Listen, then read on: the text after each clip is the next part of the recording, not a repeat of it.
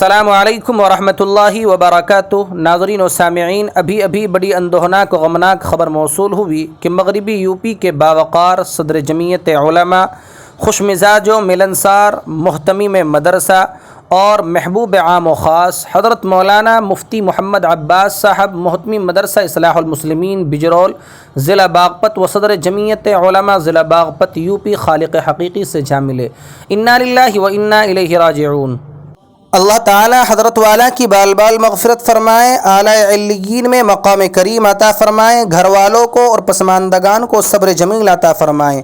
حضرت والا کی خدمات کا دائرہ بڑا وسیع تھا اور انہوں نے اپنی حیات مستعار میں کئی کارہائے نمایاں انجام دیے ہیں۔